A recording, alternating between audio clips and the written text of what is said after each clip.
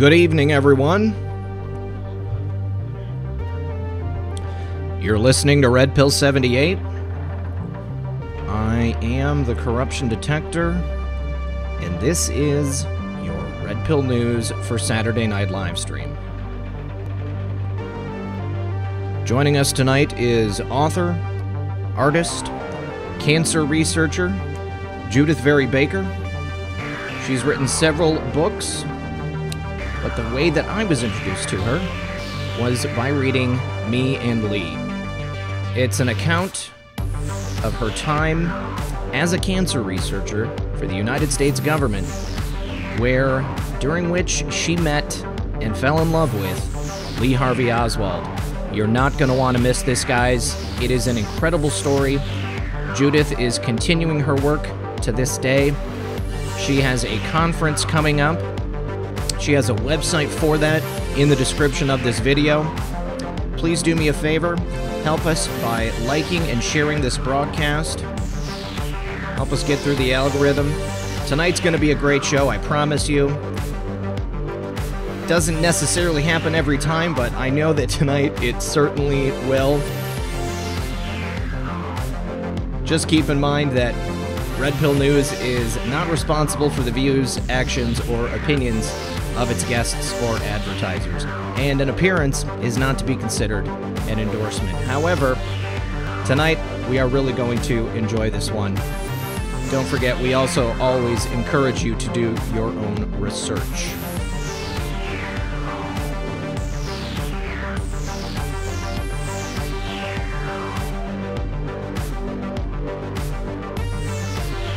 All right, guys, please do me a favor. Sit back, relax, grab the popcorn, and we'll be right back after a brief word from our sponsor. As people become sheltered in place because of the recent pandemic going around the world, your best friend just might be the solar water heater. Now, the solar water heater is an amazing new device that allows you to heat and boil water outdoors simply using sunlight. Depending on conditions, the solar water heater can heat water in as little as 30 minutes and will work anywhere the sun shines. You can use it to boil water, cook noodles and rice, or sterilize water for drinking. This is your last chance to get it for 15% off on the new 2020 model before they sell out. Take advantage now and give the perfect gift to the outdoorsman or survivor in your life. Please visit www.solarwaterheater.com and use code REDPILL15 for an extra 15% off. Once again, that's www.solarwaterheater.com.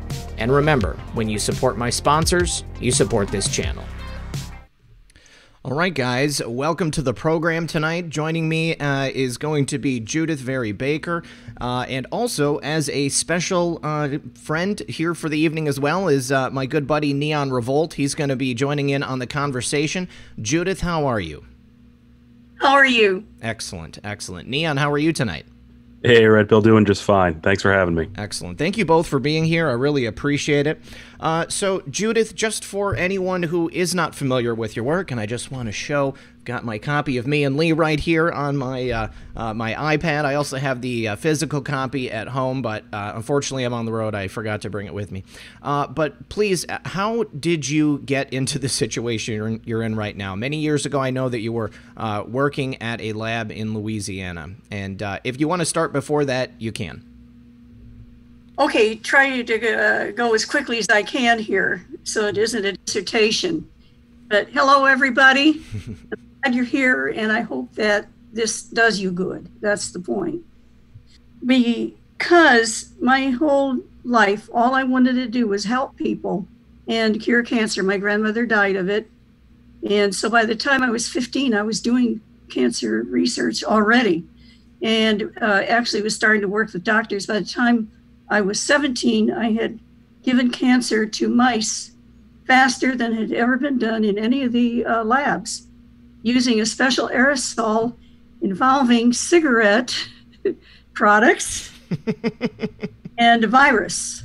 And they closed my lab down. And by the way, I went to the International Science Fair for inventing a new way to get magnesium out of seawater. And at that time, I brought all my information on the cancer stuff and got in contact. I'd already been in contact with Oak Ridge scientists due to 2 doctors who had been trained by the CIA. I also had a friend who was a spy for the OSS, which was the predecessor of the CIA for Hitler. And from him, I had learned a lot of information. This is important because I learned what spy tradecraft was and what the various ploys and how much people could say who were involved, who were spies, and I was fascinated. So when I was being sponsored by these various scientists, this included getting a course in Russian. I became fascinated with the Russian culture, started reading everything you could think of about Russia, and could speak some Russian. And of course, I was translating papers that were written in Russian about cancer. Honestly, a lot of people just didn't know what to think of some of this research work. So here I am in high school doing this.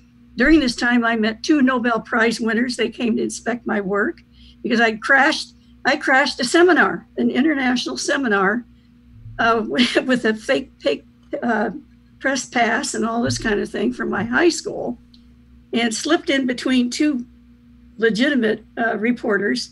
And they were going to kick me out and get me arrested and everything. But fortunately, I was the only girl there. Everybody else they're wearing their suits and all that. There was no place to sit. So the man at the front said, "Come on up here." And who was he? He was the vice president for research of the American Cancer Society. Next to him was Sir Robert Robinson, the Nobel Prize winner in chemistry. And with him was Dr. Harold Urey from the University of Chicago, another Nobelist. So at lunch, they wanted to see all my stuff. They were just blown away. So they called Dr. Alton Ochsner, who flew in. So they went to my lab and all that. And the first thing they did was close it down because it was so dangerous. Now, my high school knew it was dangerous too, because I had mice with huge tumors by then. So they had moved my lab under the stadium. They built a lab under the stadium for my stuff. They had put ultraviolet light lamps down and all that. And one kid had released some of the mice. And my enemies were saying years later, how could she tell one mouse from another if they released them? But I had color coded all of them. They were pink, purple, yellow, and orange, and red, and white. So I was able to find all of them and isolate them again, and so on. So there are people who don't know what was going on, and they've tried to blow this thing apart and say that these things did not happen. I ended up at Roswell Institute for Cancer Research. At that time, it was called Roswell Park Memorial Institute. And I was invited because the other person that was sitting there with these Nobel Prize winners was Dr. George Moore, head of the Roswell Park Institute. And he invited me, after looking at my work, to work in his own laboratory all summer. And I was also trained by Dr. James T. Grace, who was working with the SP40 monkey virus. Mm-hmm. And I learned how to handle safely. My unique abilities were that under primitive conditions, I could do all this stuff and keep it sterile and come up with these kind of results. So I had a unique ability that most people didn't. That is, I could do it anywhere and therefore untraceable. Now, I was not aware of things like that. They assigned me to, it's in the newspapers. The newspaper articles were everywhere, all right? And including saying that I was assigned to make cancer more deadly. And the excuse I was given is that if we know how to make it more deadly, we'll be able to figure out how to kill it. Sure. So I foolishly, was drawn into this loop. And the other part of that loop, by the way, I also published I gave a presentation at that time after this special training. I was sent even Dr. Tom Dooley's cancer cells, which were melanoma and things like that. And while I was there, I wanted so much to serve God, and I'd had a very bad thing happen to me when I was a child. They said I could never have children. I believed them, so I was going to become a nun. My parents got very upset and pulled me out. So there I was. Here I'd been trained in Dr. Moore's lab. It's something very, very special. It's called the RPMI 1640 formula. It's still being used today. At that time, it was under development, And I memorized everything by heart, even though it was a very complex formula. Actually, I have the paper showing that I helped improve 3 parts of that formula. By doing so, I had in my head the formula for the best medium for growing cancer in the world. This is one of the reasons that why, even though I was very young, I was brought into the project in New Orleans. Now, I had been at St. Francis College, and my father took me out because he was afraid I'd become a nun. And I would have, because I want to serve God. My father was very upset and sequestered me at home. And the upshot of it was, after being fed an awful lot of Bertrand Russell and other stuff like that, I became an atheist. I mean, it's just, I said, God, here I offer my life to God, and what happens to me? I get locked up. I can't do my work. I had presented a paper in Indiana that the abstract still exists, thank God. It talks about, proliferation of melanoma, melanogenesis, and so on, and the work that I was doing. Thank God that got published because my enemies were saying she never did anything past high school. So there it is, it's on the record that I was still working with advanced materials and everything after leaving Roswell. Well, on top of that, I was sent back to Florida, as I say, by my parents, and now I was trapped at home. And this caused a rift between me and my parents, as you can imagine. My grandfather got a loan out, and my aunt and my grandfather drove me up to University of Florida because Senator Smathers had wanted me to go there all this time. And now it's February of 1962. And I have to go into the university secretly because all the classes have started and everything. They rigged a computer, they rigged up scholarships for me. I had everything. So I was working on in various labs at that time and developed a new method to determine if someone had cancer just by doing blood tests.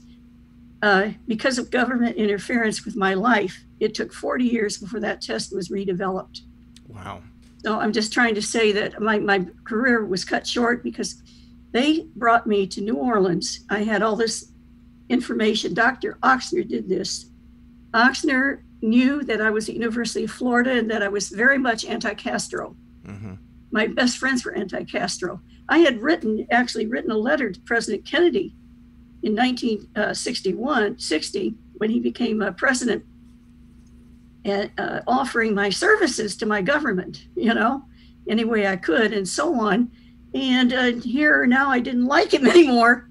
It was Harvey Oswald who convinced me of the greatness of this wonderful president, because I was all anti-Kennedy and everything like that. It's important because by the time Oxner was interested in bringing me to New Orleans with the formula that I had and the abilities I had to work, and not in a special lab, but in a secret lab that no one would know about, okay? They had a ring of labs that were established. What were they doing? They had funding not just from CIA and from other sources, but also from right-wingers and from unknown entities, even the mafia. Black budget programs. It was, that's right. And I knew none of that. All I did know was that Dr. Oxner had offered me to skip 2 years of college, go straight into medical school with full scholarship, all the stipends paid. All I had to do was that summer was to work with Dr. Mary Stilts Sherman. Can you imagine? I knew who she was. She was one of the most fantastic, she was an orthopedic surgeon who was a specialist in cancers, bone cancers especially, rare cancers. To work with her it would be a spectacular coup, and I was all for it. Oh, absolutely. Judith, let me just say thank you to the audience. I have a couple of things. Dr. B, friend of the program, mutual friend, says, yes, so looking forward to this interview. Hi, Red Pill and Judith. Mark for the win said, evening, Red Pill. Have a great show. Texian45 says, love and thankful to all you fine patriots. Just a reminder that everyone needs to get on Gab. And then Dr. B said again, we still use the RPMI medium that Judith helped create when she was only a teenager for all of our lymphoma patients to help analyze their chromosomes. It's very impressive. So very, very impressive. Well, I have the documents if he wants to look at them of what I did, because they were using 10 times too much of some certain things. I'm the one that also added fetal calf serum to the RPMI formula for specific additional reasons. Thank you, doctor. I appreciate that. Mm-hmm. So here I am now in New Orleans. Why? I didn't want to go home to my parents. My father actually tried to get me arrested even. So they had to make up a whole bunch of things. And because at that time, when you're 18 years old, at that time, you had to be 21 before you could get out from underneath your folks. So I didn't want to go home. And when I was invited to New Orleans, they sent me the ticket and everything. I didn't realize that Dr. Oxner at the last moment said, "I'll see you in the second week of May," and hung up. And I didn't know where he called from because he was always traveling. Like once a week, he went to Washington, D.C. This man was very highly connected, mm-hmm. all right, with CIA and everything else. In fact, we have new documents showing that only in November, late October and November of 1963, did the CIA disavow its connections with Oxner's clinic. So, I mean, right on top of when the assassination happened, that's when they cut off any so-called interest and association with Oxner's work in New Orleans. That's how. Why at that time? Just because of everyone that was involved? Well, if you look at Edward Haslam found out a lot of things through his book, Dr. Mary's Monkey. Mm-hmm. And, for example, when the project was finished at the very end, when we just had to wait to see who would die, Lee is sitting around instead of passing out flyers and all that kind of thing. He's sitting there reading novels, and science fiction, waiting for the death to occur. It's a long story. I don't want to get too off the subject, but the point is, and I think it's important, that Dr. Mary, the very day that we obtained this information that the product, we called it the product, was being injected into this prisoner, she leaves for London. And we are breaking down the labs and everything, because either it's going to work or it's not, you know. And Dr. Mary's apartment is raided, burglarized, and thousands of dollars of equipment and things vanish. Well, they cleaned it up, you know that. So she was involved in part of this clandestine part.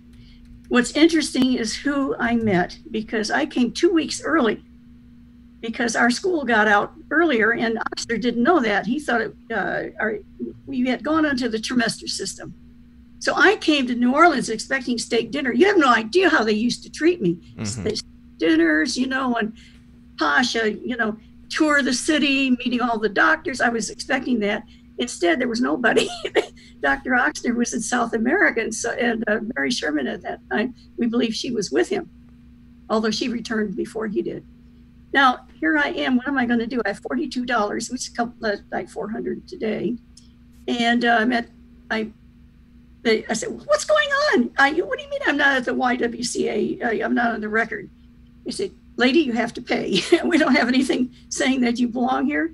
I called the clinic, Oxner's, and you know, and they said, "Well, I'm sorry, we have your papers here, but you haven't filled out the application form we have to have, you know, on record. And even though he signed it, you have to come in. And even then, you have to wait till he comes back so he can get the funds released so that you'll be paid for." What am I going to do? So I moved into the cheapest room they had, which had 2 strippers in it. Yeah, and a real tough waitress who asked for money, otherwise my clothes would disappear. Okay, so that's what was going on. And I had days of freedom like I never had before, because I'd been overseen, watched, herded, shepherded, and now I was seeing the back door and the insides of strip joints, grown men fondling women's nipples and things like that, and that I never dreamed were happening. And at the same time, I had fallen in love. I thought it was I had fallen in like with a highly intelligent genius, who, by the way, he's got patents all over the place. He's dead now, but IQ of 186, higher than my IQ. So it was very hard to find anybody I could talk to. And what the upshot of that is that I was in love with him. I was in love with his brain, actually, it turned out. Sure. Quite different matter. And by the way, Lee Oswald was not a stupid man. I almost have to laugh when I see all the things. I mean, as if this man would leave a rifle behind, that he would be found with a revolver and not throw it away after supposedly shooting somebody. And the revolver was such a poor quality, it didn't even work. You know, it was only good to shoot tippet and then it didn't work anymore and all this stuff. It's just so absurd. The man I knew and fell in love with was so different. And I want people to know that they can lie about me, about Lee and all that. But who was he and what was he doing there? This is the thing. Mm-hmm. I'm in Louisiana here, and I think I'm going to be working in with Dr. Mary Sherman, and I'm going to get this stipend. Instead, because I knew all this tradecraft language, and I knew people who were in the CIA, but I didn't know that they were, but I knew of them and had relationships with them and with all these premier scientists who were locked up into this thing.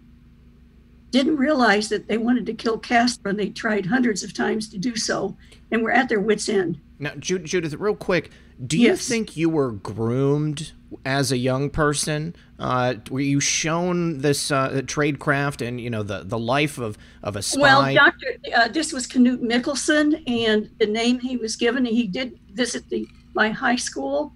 It was before I was actually known. I mean, I was working on cancer research at the time, but I still hadn't gone to the international fair. I wasn't in the newspapers yet or anything. I think it's serendipitous. I believe it's accidental, but because of the particular high school I was in, was surrounded by retired military officers. I mean, my physics teacher, I loved my physics class. Oh, I loved it. And Colonel Doyle, Colonel Doyle, all right, had a doctorate as well, but a graduate of West Point, and all these connections. And he was my physics instructor, for heaven's sakes. Mm-hmm. So, and we had two of the doctors helping me had been trained in courses where CIA was also being trained in preclinical courses. Preclinical meaning they're working with how to grow tissue cultures, for example, the test tubes, not with clinicals when you're working with people. Okay, just to get that clear. And I had mice. I also had Dr. Renier. I was born in South Bend, Indiana, and my parents knew this wonderful oncologist and researcher at Notre Dame. He was also associated, Dr. Renier was, he's the one that developed germ-free mice, the very first. And here we knew him, and he donated germ-free mice to my project. That's why I was able to actually give cancer to these poor little things. Their immune system didn't exist. So I learned about immunology and all the problems and pitfalls and what happens to the immune system under those circumstances. And so I was way ahead of these labs who had no access to germ-free mice, for example. Now, Judyth, where did you get the cancer to give to these mice? Was that provided by the high school, or was there another one? No, I found wild cancers. That's the danger, because we didn't know what virus might be causing them. Okay. It came from fish. Okay. All right. Real and I was quick, able to inject, yeah. I just need to say thank you to Dale Bercier. He says, as true reporting would say, you're hitting home runs, my friend. Thank you very much, Dale. And Tricia Q. Patriot, Texas, whose mother actually worked with Dr. Ochsner, wants to know when you first got to Dr. Ochsner's clinic. Well, I never, except to pick up fetal calf serum and also we had to use other materials that a couple times I had to actually go over there, and like neonatal serum from umbilical cords, things like that. Mm-hmm. Usually I was supposed to stay away from there. But here I am, they've got to rescue me because I'm getting in with the wrong crowd. Mm-hmm. And they're not going to be back for like 2 weeks because I came on the 19th of April and I wouldn't be seeing Dr. Ochsner till the end of the first week in May. And here I am, a loose cannon. Yes, I had been trained specifically, as I said, the newspaper article says I was being trained to determine how to make cancers more deadly. Mm-hmm. And when I was working on melanoma, Dr. Oxner has published papers on melanoma at the very same time, and so on. So I was giving him reports. And I was being asked and told what to do, and sent a lot of equipment and material. Now, they've tried to cover a lot of this up. For example, a researcher, his name is Tom Rosoff, went to University of St. Francis and said, look, we have this paper that was published. You can see 3 nuns went with her. Then she was offered a full scholarship. I was offered a lot of scholarships, but this one was in beloved Indiana. And I wanted to go to University of Chicago and all that. The reason I'm mentioning this is that here I am at St. Francis, and she wrote to him an email saying they never had done any cancer research there, that no nuns were ever involved, and that the nun I talked about did not exist. And a few days later, they got a $1 million grant from Eli Lilly, who was one of the sponsors. That's how it works. Yeah. That's how so it works. he wrote, he was so disappointed that a nun would lie. None of this happened. So anyway, to make a long story short, and I'm sorry it's so long, here I am wandering around, and I'm angry at my fiance. I'm angry at him because he promised to write, and he said, I'm going to marry you because I had gotten a miscarriage. I thought I didn't have any children. Now I want birth control pills because being atheist, which I thought I was at the time, I thought, what is this? Why can't I sleep with whom I want? What does a piece of paper mean anyway? I was getting upset with Robert, my fiance, because it turned out he probably had Asperger's. That's what we believe now. Mm-hmm. So it was out of sight, out of mind. And, I love you. No, he couldn't even say the words, I love you. He was too dignified for that. So I was upset because he wasn't writing. And I dropped some names. I said, I'm looking for, at the post office. I'm looking for something that said, from Robert A. Baker at Eglin Air Force Base. And the postman said, we don't have anything. I said, well, what about Raleigh Rourke? No, I said, Mr. Rourke is the way I put it. He's there too. And Lee had incredible eyesight. He could really actually read newspaper print like across the street. He had eyes like an eagle. Now, he couldn't hear very well out of his left ear. He'd wanted to be a pilot, and that didn't work. That's why he joined the Civil Air Patrol originally. That didn't work. That was a long time ago when he was a kid. The most patriotic person you could ever imagine. Anyway, he's standing behind me in the line at the post office. Now, why is he there? Well, you can guess why. They had to send somebody, not going to send a dirty old man to make friends with me. It's got to be someone around my age. He was only 23. I'm 19, and I'm going to go on be 20 in a few weeks. And so he hears me say this. He sees the Rourke on the envelope because I was pretending to be Mr. Rourke because I was eloping. I didn't want my parents to know. And Robert's parents didn't like me because I came from a Catholic family. Okay, so I was pretending to be his friend, Mr. Rourke. Lee knew secret agent Robert A. Baker who was at Eglin Air Force Base when he had met him. Not the same man at all as my fiance, but same name. And his friend, Alexander Rourke, okay, was a friend of his as well. And he thought the R looked like, in my handwriting, looked like an A, and he thought it was Alexander Rourke. And why am I doing this? It would even get worse because I had gotten a part-time job just to pay for the YWCA. And so the postmaster wanted some ID. I had just not been there that long but so I showed him my Royal Castle check stub. What's important about that? This Royal Castle was way out in the sticks, you might say, nearby the airport, 45-minute drive from New Orleans by bus. And I'm taking the bus there. Well, here's the thing. Lee knew that Bobby Kennedy's men were there on surveillance on the godfather, Carlos Marcello. Now, he's involved in surveillance and working because his uncle was associated with Carlos Marcello. Lee was a go-between. He had all these mafia connections, and yet he was ONI and had been borrowed by the CIA. He was trusted by the mafia. He was trusted by the CIA. And it's a long story. He had just come back from the USSR. Now, remember I said I've taken Russian language courses. Yes. This time I was upset with Robert because he hadn't written. So I showed my ID, and he said, "Lady, that's not going to work. Do you have your birth certificate?" I said, "Well, I've mailed off for it. It hasn't arrived yet. I'm going to get married." All right, well, that didn't work. So I hand over the letter, and as I did, when I handed over the letter, I dropped a rolled up newspaper that was under my arm, landed on the floor. I look at Lee Oswald, this clean-cut young man behind me, dressed in plain clothes, not anything like a uniform, but he held himself like a military style. And I was used to that. I knew these were disciplined people. And he looked so sweet, and he's very polite.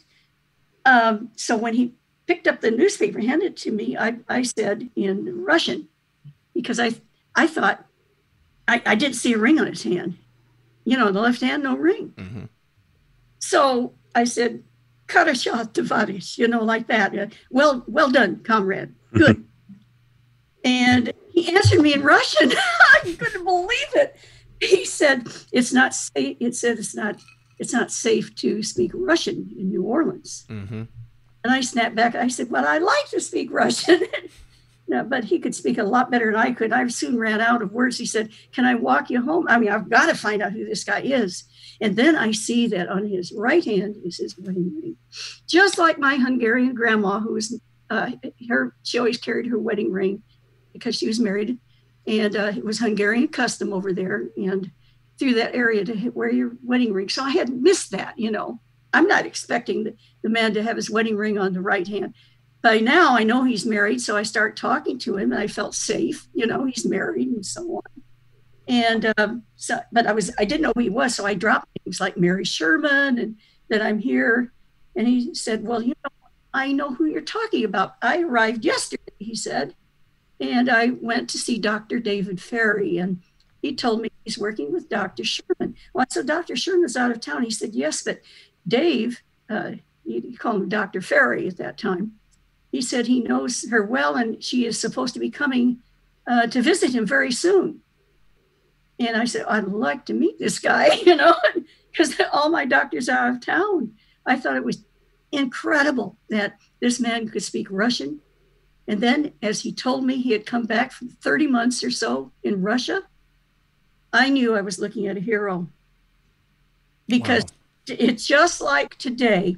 If you had somebody walking the streets, a free man who had been in the newspapers, and say, "I'm going to North Korea and I'm going to tell everybody there, all the secrets that I learned about missiles and how to shoot them down." Says Lee told openly that he was going to tell all the secrets he knew about the U-2 and so on. It's in the newspapers.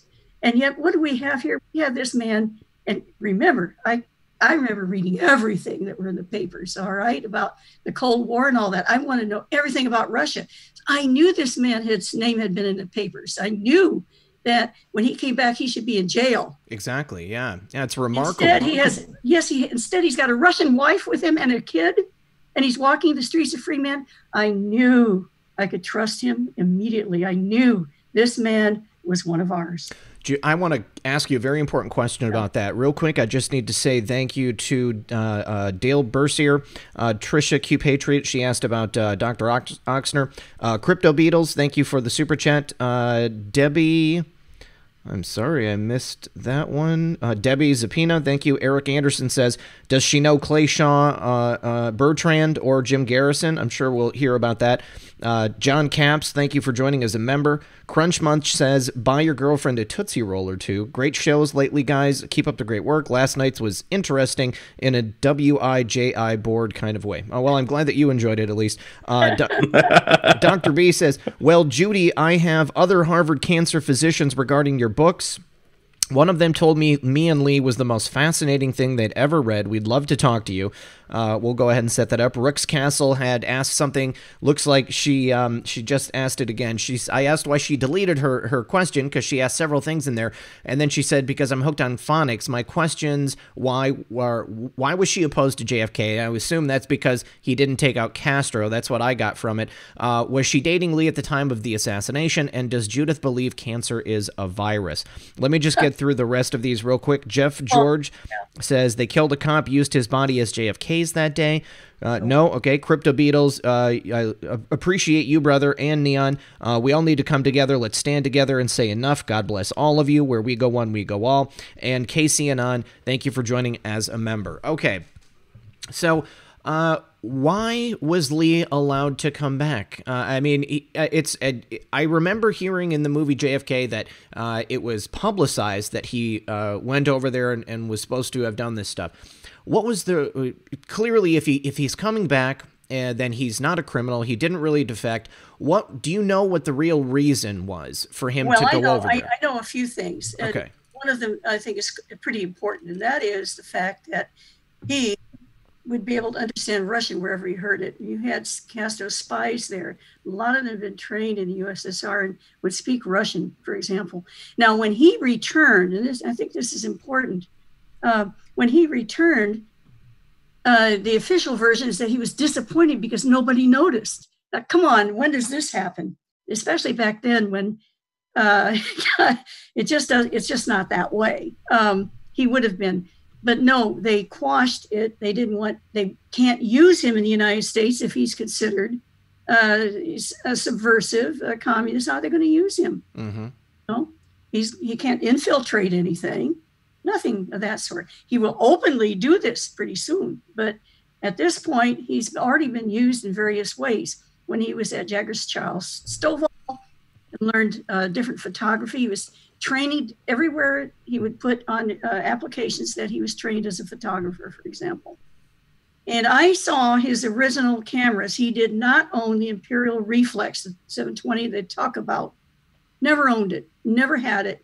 Wouldn't use such a piece of CRAP. He would not do it. Was that among all, because it's been reported, I had a guest on last weekend who said that when they caught him, supposedly, that day in Dallas, that he had something like several $1,000s worth of camera equipment with him. Are you saying that camera equipment was not his? He owned it. No, he never. But I saw the camera equipment. He had a beautiful, high quality camera from the USSR that he easily could fix the film very easily by notching it so it could be used in that. He actually owned it's a stereo realist made of steel, okay, not cheap Bakelite plastic, okay, with double lenses so it can make three-dimensional photos. Now, why would he have a silly, cruddy camera to supposedly take photos to send to the worker and all these places when he had fine cameras? So he could use that also because he'd have double photos. You know, he could put them together, make 3D, or he'd have two photos, you know, the same thing. If he's going to go and take a picture of himself, he's going to do it with a really fine camera. Mm-hmm. The other camera he had three of them that I saw. The third one was can you hold on just Sure, go ahead. And Neon, I just want to let you know, if you want to jump in here at any time, if you have a specific question, you know, you're welcome to interject. Absolutely, thank you. I was just listening to what all Judyth had to say and letting her tell her story. I wish we had 4 hours tonight because exactly. That's kind of what needs to happen. Yeah. And you know, I will interject here. You know, we've only spoken briefly, Judyth. It was right before we went live. I'm a screenwriter by trade, and I just want to say the highest compliment I can give you is that you are a tremendous writer. Mm-hmm. And your book, I've read through Me and Lee. I have your other books, which are on my reading stack. I have to give them my highest recommendation. That's the best compliment I can give you because it's not just a great story and it's not just lots of information.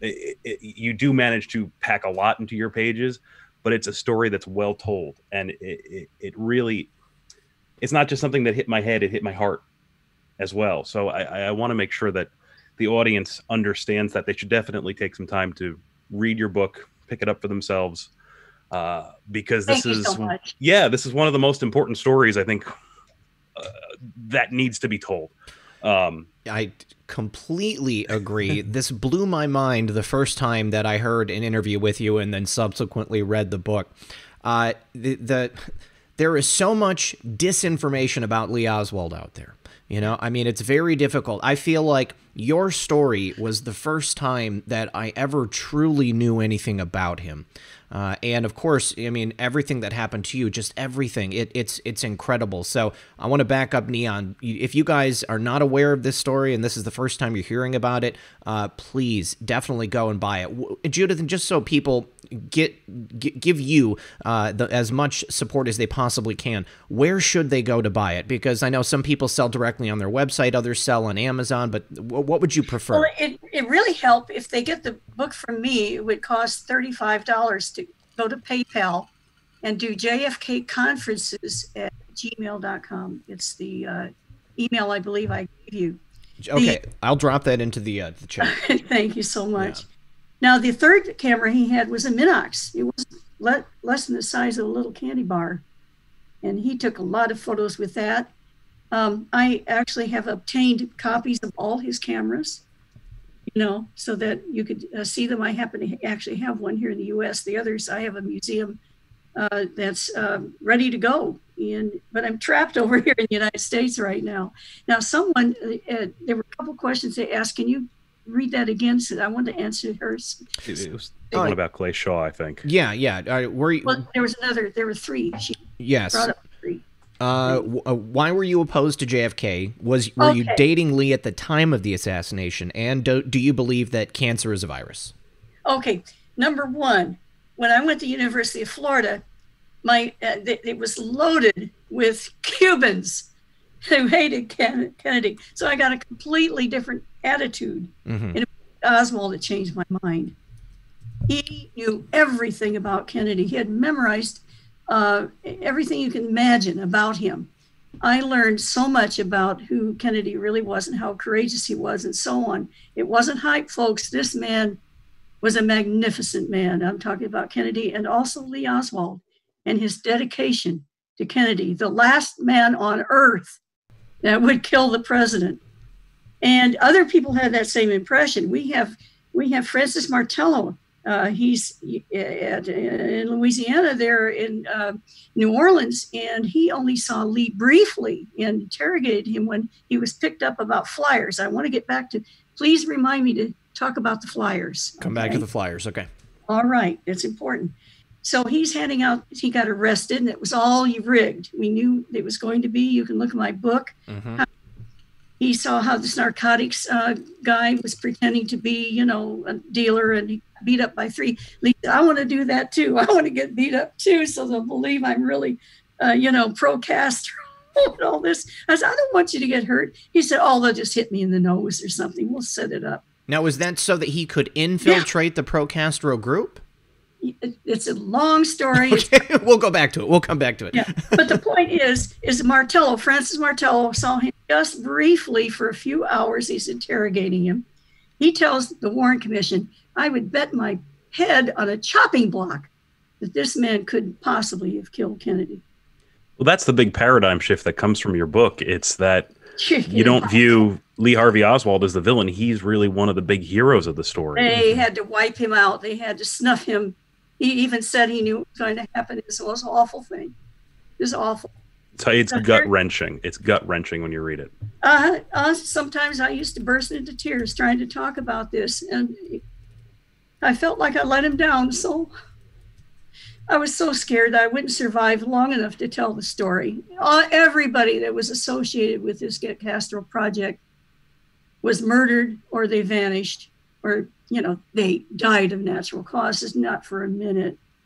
The upshot of this is I was involved and got involved in this project to kill Castro with a fast-acting cancer. I understood. I knew how it worked. I had the formula. I had everything they needed. That they weren't published. I was not traceable. I wasn't a doctor yet or anything like that. Mm-hmm. They had it all set up, and they'd been working on it since March 23rd, 1962. And Lee knew all the details and gave them to me. And I've been able to show that that was the day, May 23rd, 62, that Clay Shaw and Alton Oxner disassociate themselves at the International House and the Trade Mart so that they're not connected with each other in case something that Oxner does could hurt the Trade Mart. Okay.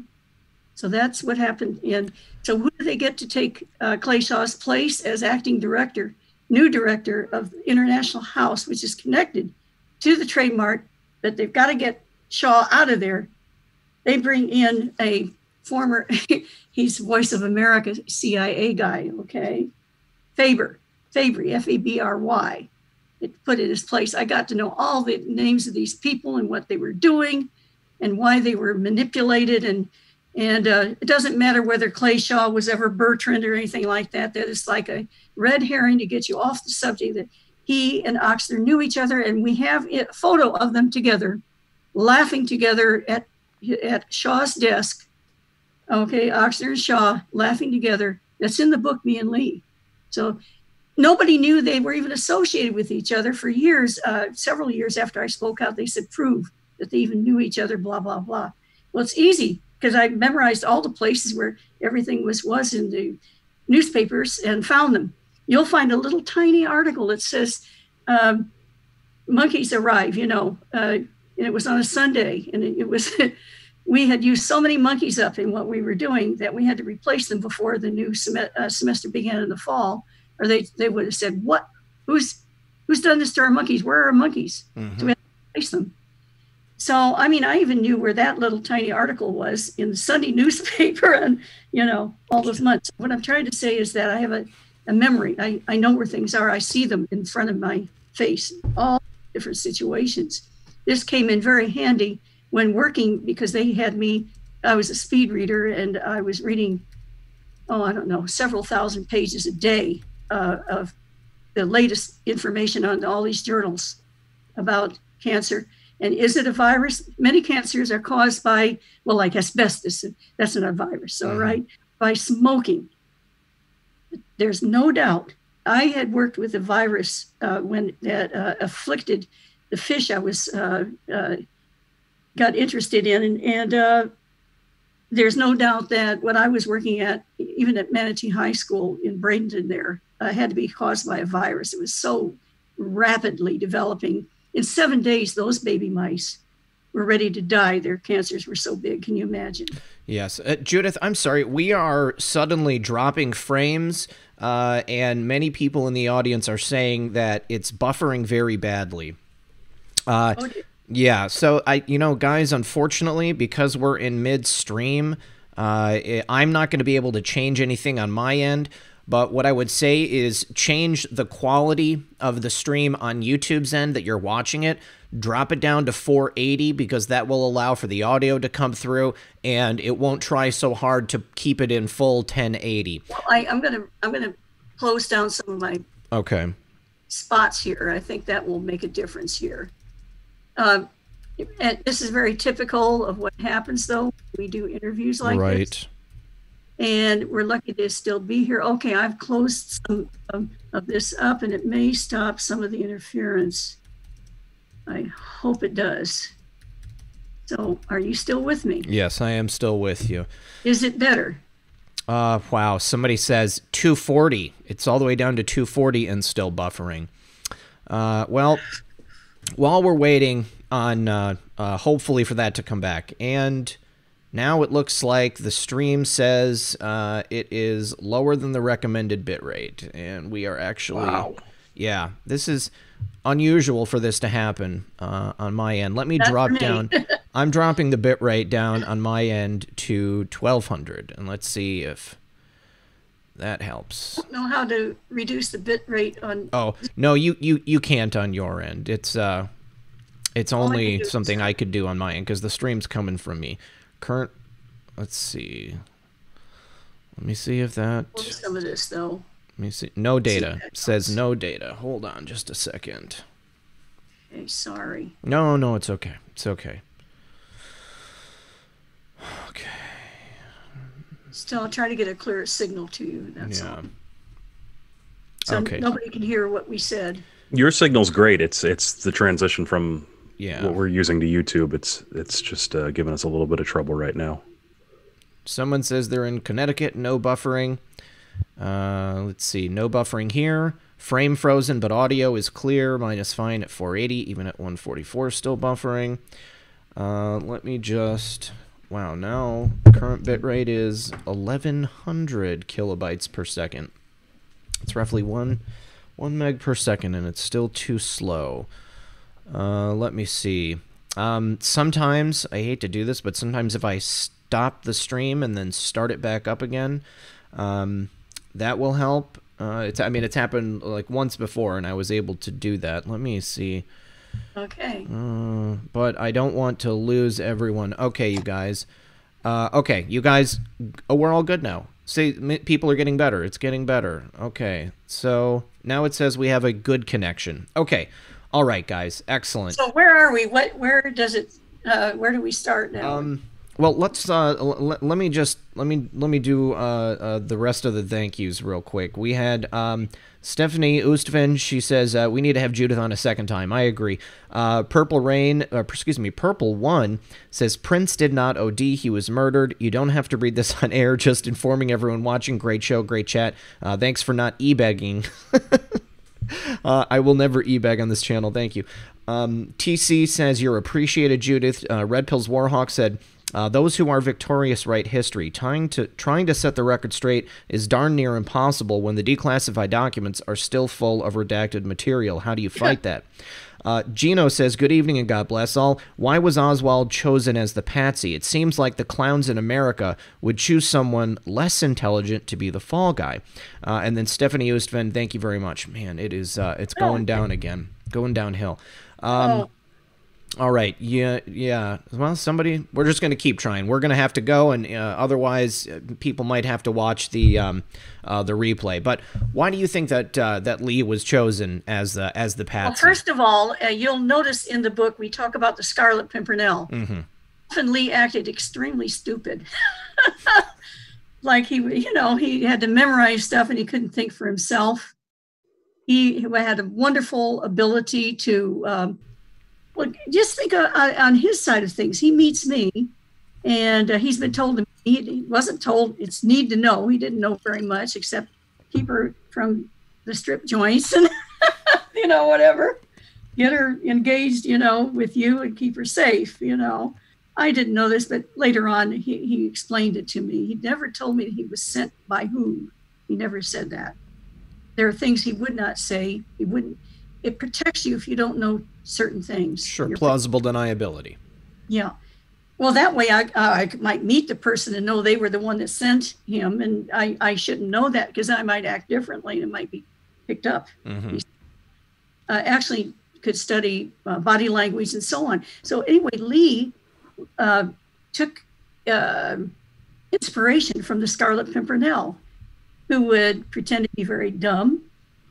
It's a pleasure to watch the original with Leslie, what's his last name? Anyway, he was a war hero and all this kind of thing, and Leslie Howard. And here you see that when anybody was around, it was an aristocrat or whatever, he would say, oh, I had the hardest day I had yet because I couldn't fix my cravat, and just spouting off inane things. And then when he was with his friends, out comes the brilliance. We must, pretend to be stupid. Let them make fun of us, We've got to match cunning with cunning and so on. And there you see the real man. I saw the real Lee Oswald, you see. And I knew how courageous he was and how he had to pretend to be a little bit, gee, what am I supposed to do next? You see, type of person. Sure. There was an obvious brilliance there, and I like in the book you started to detail some of his passive resistance techniques that he had picked up over the years that seemed to really just dictate the way he operated. There's so many in this sort of spycraft game that had no scruples, but he sort of held himself to a moral standard. Which he did, and that was his downfall, in that he would not. CIA didn't come first. ONI didn't come first. He said, I took an oath as a Marine to obey my president. I cannot obey a dead president. So, I mean, you know, he had his standards and would never deviate from them. You couldn't. They knew they couldn't even torture it out of him. That's why they had to shoot him. They were desperate, right on TV. But just to put, you know, more of a, to summarize everything, I guess, you were this whiz kid who had discovered these this new way to induce cancer in mice, and you were picked up by basically government operatives who brought you into this program, this black budget program that was designed to kill Castro by inducing cancer into him. And this altered the trajectory of your life in a way that I'm sure you never saw coming. Never in a million years. How could I? No, of course not. So young and naive. I trusted these authorities. I feel sorry for people who say, well, look, they obeyed Hitler. No, people didn't blindly obey Hitler. They blindly obeyed authorities over them. We are so used to forcing our kids not to think for themselves. Stand in line, obey, shut your mouth, you know, do as you're told. And if a great man comes along, you do respect him, especially back then. And they had all the power. Who was I? You know, and yet I gave them information about immune systems that they had overlooked. And we crossed that barrier, their species barrier there between humans and monkey, for example, which would not have been possible without lowering the immune system. But I knew all about this from my germ-free mice. And so I had information at that time, even though it existed, it wasn't being necessarily applied to the situation. They wanted to kill Castro, and they were wanted to do it in the most natural way possible so nobody would be blamed, of course. Of course. It's Lee Oswald. He was pretending to be in the beginning with us. He's working with Guy Bannister. We have records on it. He is infiltrating universities with the ugly, really, very authoritative looking and a great big fellow he was, Guy Bannister, former head chief of FBI in Chicago with over 500 agents under him, sent to New Orleans, took a job there with the police to ferret out and find out who was being corrupt. He gets the list, and the police see they're on it. So they frame him and fire him. Now, this is a man who now hates the police, his own company. Who also hates the police? Carlos Marcello, the Godfather.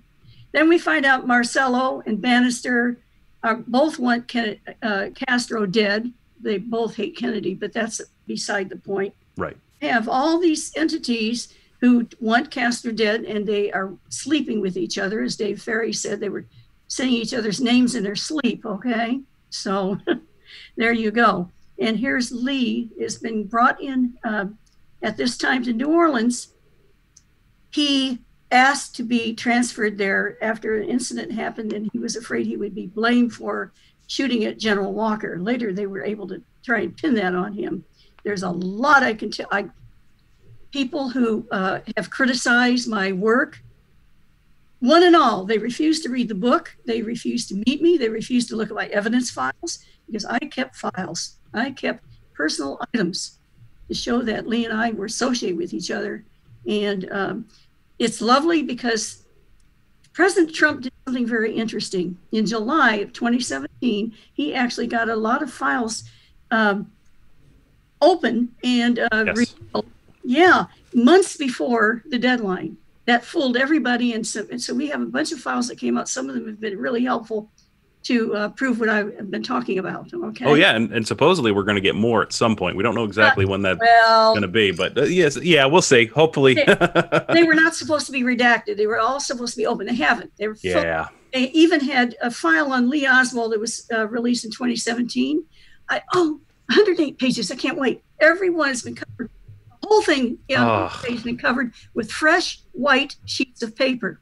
Worse, I was hopeful that we could go to the Kennedy Library because there some papers had been saved by Jackie Kennedy and Bobby and so on. Guess what? The National Archives is removing all those files and taking them to the National Archives. Wow. Right to do that. They're doing it anyway. Wow.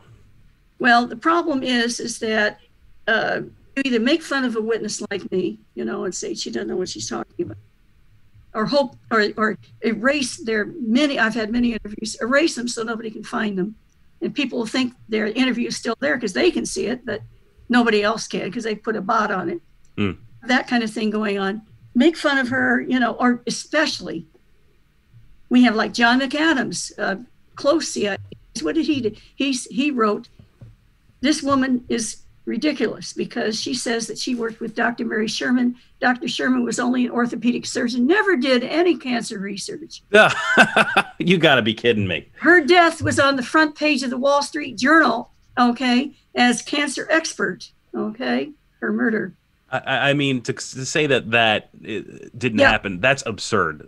I was introduced to this whole story through just a little blurb that was written about Dr. Mary Sherman, and that's patently absurd to say that she was never involved in cancer research, it's because ridiculous. Overwhelming evidence that she was, overwhelming evidence that she was. And look how she was murdered, Mike. Yeah. God, Exactly. The day the Warren Commission comes to get unsolicited testimonies, not just the ones that the CIA wanted them to have, okay? Yeah. Who wants to come forth? So they come, and Dr. Mary Sherman is front page news, stabbed, her body set on fire, and inside information, her right arm is missing. Now, who's going to talk? Dean Andrews will. He's, you know, Marcello's bag boy here. And of course, he'll talk, and anybody else who wants to cover up what really happened, they talk. But the people who knew what was going on, are you kidding? And by the time Garrison got to some of them, they were dead. Yeah. SCA, more died. And who's left? Only a few of us who dared to keep our mouths shut long enough and survived. And any idea why her right arm was missing? Of course. You can actually incinerate a hot dog if you use enough electrical energy. It'll burn right up and turn to ashes, right? I mean, if you rig it up correct. I built my first TV set when I was 8 years old. So I know I've got plenty of shocks and all that. I know and promise you, there's no way that her arm would be missing and it would just be a stump of bone left there, and all the her torso there has been flash electrocuted away. On electrocutions, they do not, they usually hood, you know, in the prisons, they will hood the man's face so you can't see it. Her face has the classic expression of someone who's gone through electrocution. Okay. Her hair, even though her body was burned like that, her arm is gone. Her hair didn't even set on fire.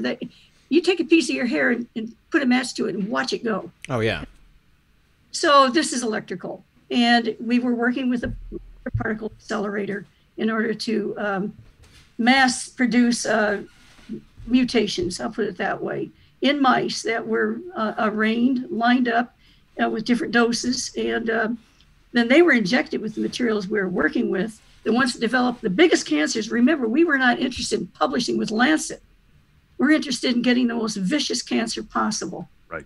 And we used the SV40 monkey virus and its derivatives in order to do so.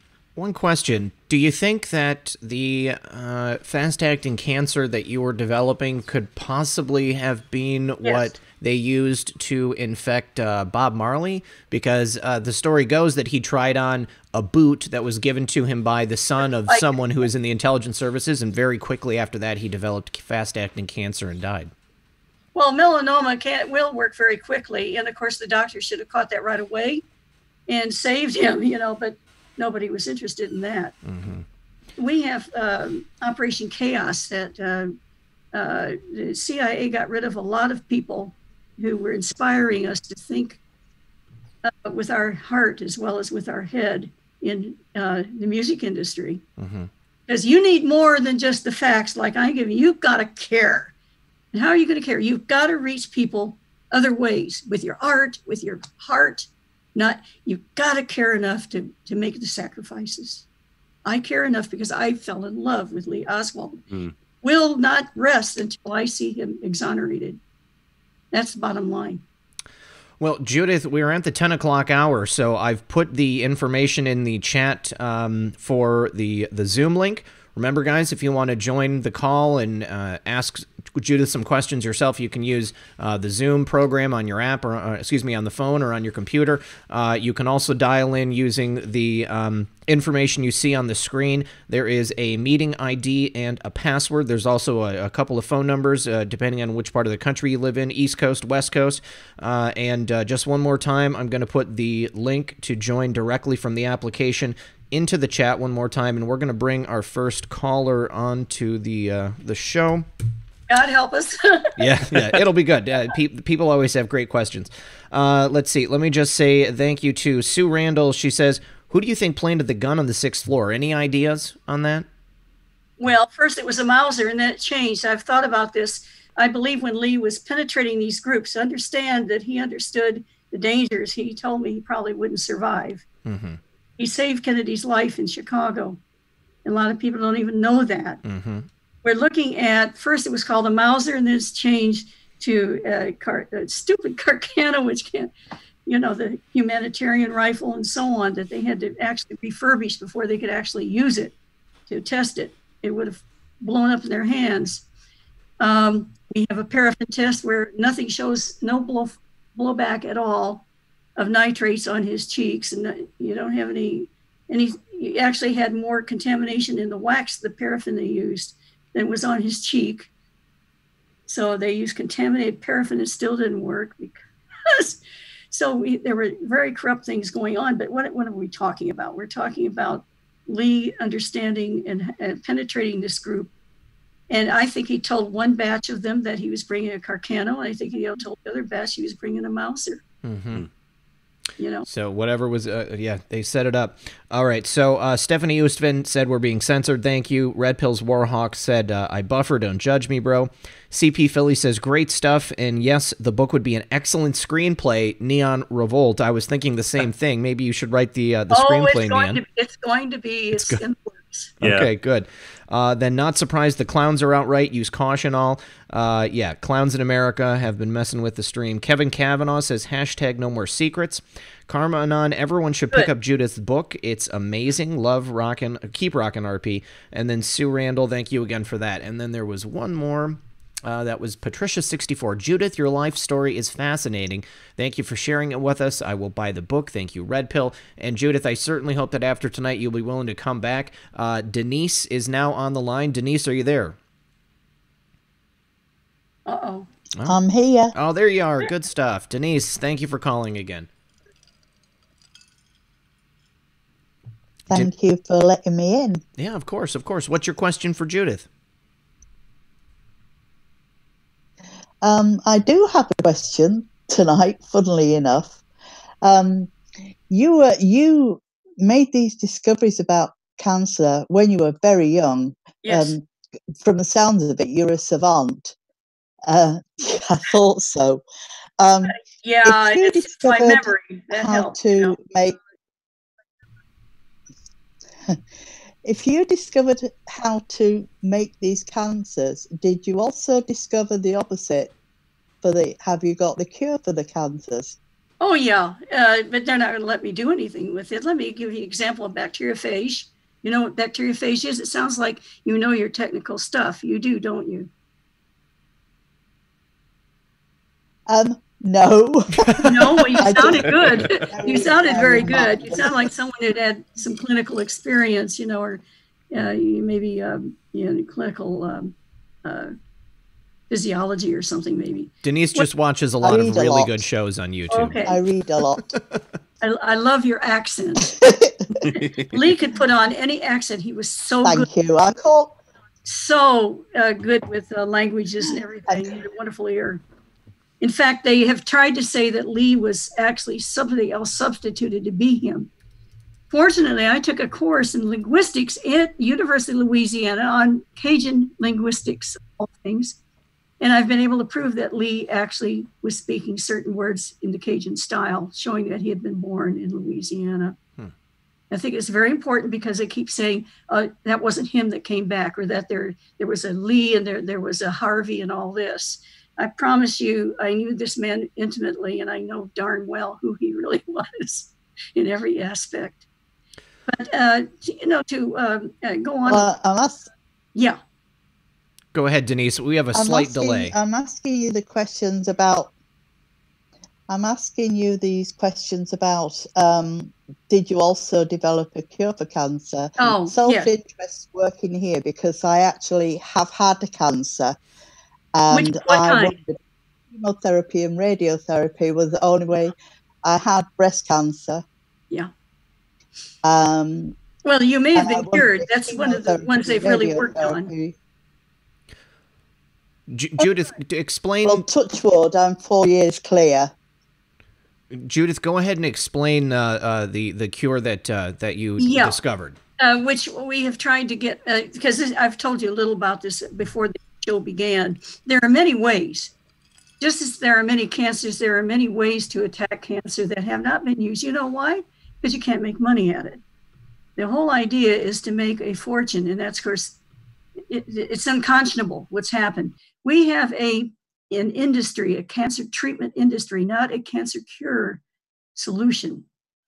And as long as we have cancer palaces being raised all over the place, there's no incentive whatsoever to get rid of cancer, only to treat it and make a heck of a lot of money off of it.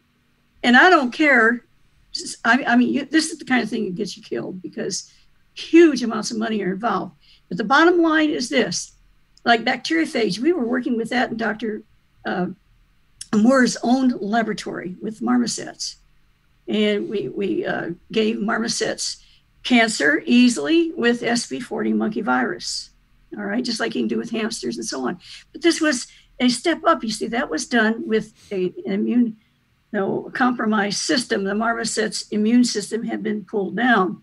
And then it's easy for cancers to take off if you give them the right virus. What are we talking about here? What did they use? They injected the marmoset with bacteriophage. Bacteria, you know that word. The Greek is phage, it means to eat. So this is a virus. It's a simple virus. Yeah. That can literally get rid of almost you don't need these vaccines. This thing can actually be easily injected into your body once, and it'll last your entire lifetime, because it'll go to sleep when there's no virus to attack or bacteria to attack, like typhus or something. And then if it presents itself, it will be excited into activity and attack it. It'll stay with you forever. No, you have to have these vaccines over and over again, and they're dirty. They're very dirty. So what are we looking at? We're looking at bacteriophage that is easily directed to attack any certain particular bacteria, especially, or an unusual cell like cancer cell. So easily in the 70s, we could have manipulated genetically, even back then, to make bacteriophage so it would actually attack, say, breast cancer. And what would it do? It would literally digest and kill the cells, and then it would go to sleep. You would have some leftover detritus. You have to get rid of some of the toxins and things like that, but it's easy to handle. Why don't they do it? Because it's so easy you cannot patent it. It's too easy to change a little bit and use it. Another company can use it. So instead, you can go and look it up. I mean, I've sent for years, I've been telling labs to please use this.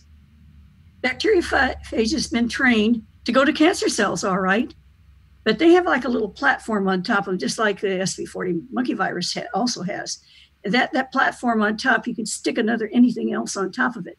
So where they're sticking packets of chemo on top that they deliver to the cells to kill them, that's really toxic, and it's very expensive, and they can patent that and make a lot of money. Wow. Hear more? You don't want to hear more. No, that's horrible. Yeah. Well, Denise, thank you very much for your call. It is. It's having gone through the treatments myself, I can tell you those treatments wreck your body. Chemo and radiotherapy absolutely destroy your body. Make more money. This is one of the things that I'm. Yeah. This is one of the things that I'm hoping again if you live long enough. Brings out. Poor Denise, I'm Oh, so thank you for that. so sorry. Well, you can stop some of this alpha lipoic acid. No problem. Niacin helps. That is nicotinic acid. That's nicotinamide. And transresveratrol. We have things out there that can actually address some of the issues that arise after chemo and all that to help you so you don't get it back. I'm not saying that you won't get it back. I'm saying it assists us in reconciling the body with the damage that's been done and the proclivity to go ahead and have cancer return. I don't want that to happen to you. Please, if you will, go to my Facebook page, Judyth Baker. You can scroll back for 8 years and find out all kinds of information that will help you to avoid a recurrence to some extent. I cannot prove it, and I will not say I know all the answers. But I'm telling you, I've had so many people thank me that their lives have been improved. That's why I dare to talk to all of you. And I'll do it to my last day on earth if I possibly can, to save as many lives. That's all I ever wanted to do, to save people from cancer. All right. Well, thank you. I'll do that. I will do that. I'll do that. I will go to your page on Facebook because I wouldn't want to go through that treatment again. It's horrendous. Good night, anyway. Good night, Denise. I appreciate you calling. All right. Let's go to the next caller. We can talk about the present situation in another interview session or something. Right. Well, before we go to the next caller, we never. I have packets. It cost me to print them and to mail them for about $10. You go to therealjudythvarybaker at gmail.com and use that at PayPal with your name and address, email address. I will send you a packet of information about the present situation. So therealjudythvarybaker at gmail.com. Yeah, I have to put the real because I've had people take my name, and mess things up. So packet on CV19 situation? Yes, sir. Okay. And one of the things I can tell you openly here, which President Trump knows about this, and that is to use germicidal wavelength of ultraviolet light. Mm-hmm. You do that for about 2 minutes on any of the food that you bring home. It's on plastic or whatever like that. And the other thing is that you can kill this stuff. You can get something from McDonald's or whatever, put it in the oven at 200 degrees, take the plastic off. Plastic actually melts at 200, a lot of it does. Mm-hmm. But the paper and all that, put it in the oven for about 4 minutes, you'll kill it. Okay. All right. Looks like Jay is on the line. Jay, are you there? Jay, are you with us? You're on the air. All right. I'm going to put Jay back in the waiting room. Hopefully that will work in just a moment. Let's see. We've got Sweta coming in. While Sweta's coming in, Patricia64, thank you very much for that. Now, Cheryl Ann Infidelicious says, do you believe the cancer industrial complex actually diagnoses cancer when there's none present in order to feed the beast? Do you think that's even necessary for them to do, Judyth? I mean, it seems that they've already given it to people, and there's no need to misdiagnose. Well, the fact of the matter is that most of these tests, in most of these lab tests, there's a chance that you'll be given a false positive, false negative. That's always with us. As long as they do so many of these mass tests at one, they can even mess around and mislabel, it accidentally. Mm-hmm. We have human error always in this matter. Yeah. All right. Always get a second opinion. Don't, please, think about avoiding these biopsies. Why would you stick a needle in this thing? If you could see under the microscope, you pull the needle out, it's got all these cells, cancer cells stuck to it, and then they're going off into your tissues before it's being pulled out. Mm-hmm. Take it out. Let them play with it when it's out of your body, okay? All you breast cancer people, they say, oh, leave it there. We'll test it. They'll make your whole body a human test tube. Why? Take the thing out, play with it, find out what works, and then use that on the human body instead of injecting it and say, oh, gee, this didn't work. I'm so sorry. Bye-bye. Definitely. All right. Now, we're going to go to Sweeta's call, but after that, Judyth, I want you to explain to the audience your situation. Someone asked why you're not giving the information away for free. I completely understand. You need to survive, and you've had a very difficult time. Oh, no, it's not that at all. What it is, I've put stuff over the internet, and I've had trolls and people get into it and change the information, and then I can get hurt. Ah, okay. All right. Well, that makes sense, too. So I have to have it in print, and that costs, I can't help it. But I know the information. That's why it's in a book, and that's why interviews, they could take material out of here and make it sound like I'm advocating. Sure. Avoid doctors or whatever. Right. And nothing here is medical advice. We'll go ahead and say that. Yeah. Sweeta is on the line next. Sweeta, are you there? Yeah. Hi, Edwin. By the way, I just want to say one thing. If there's anybody out there who can't afford it, I'll find a way to pay for it for you. Okay. That's great. That's great. All right. Sweeta, what's your question or comment for Judyth? Microwaves, as such, a microwave oven. Now I've heard information that even a microwave oven causes cancer.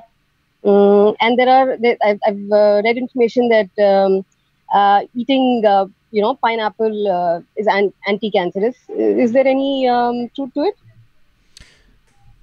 Oh boy, there are so many factors involved. How close do you stay to that machine? How often are you using a cell phone? Are you using Wi-Fi or are you using, Ethernet? If you're using Wi-Fi, good luck, because anything can happen to you. And it's just stupid not to you. Excuse me, people. I don't mean that you're stupid. You're uninformed. Mm-hmm. Use Ethernet if you possibly can. And on top of that, make sure the server is in a different room.